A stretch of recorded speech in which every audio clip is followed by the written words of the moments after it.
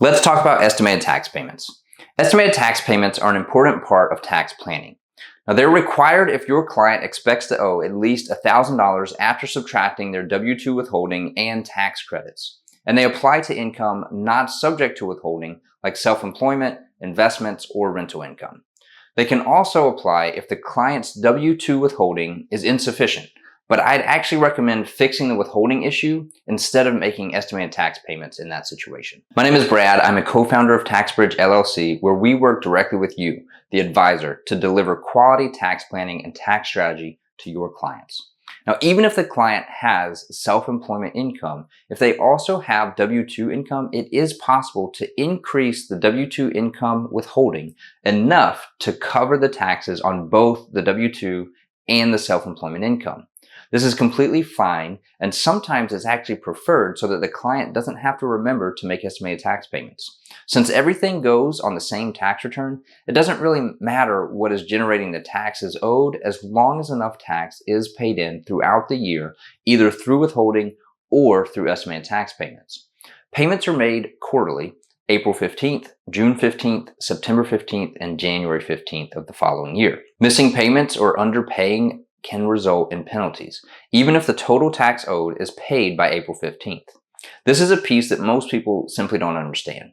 The tax is owed in quarterly installments throughout the year. If you miss one, that installment and that portion of the tax is late, and you will incur penalties and interest on that. For clients with uneven income, like business owners, freelancers, or those with year-end bonuses or sales, the IRS offers flexibility with the annualized income method. Instead of paying equal amounts each quarter, this method adjusts the payments to match when the income is actually earned. For example, smaller payments can be made early in the year, with larger payments made later to catch up.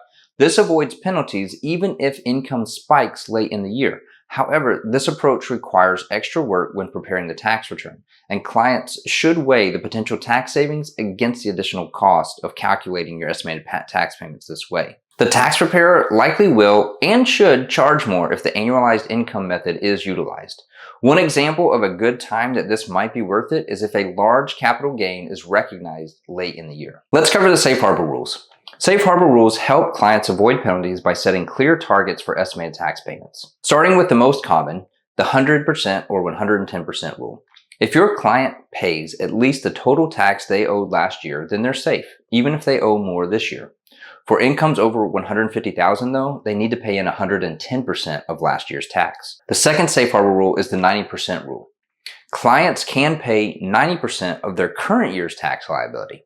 This works best if income is steady and predictable, but it requires accurate estimates of current year taxes. Most people rely on the 100%, 110% rule because it is based on a known number, last year's tax liability.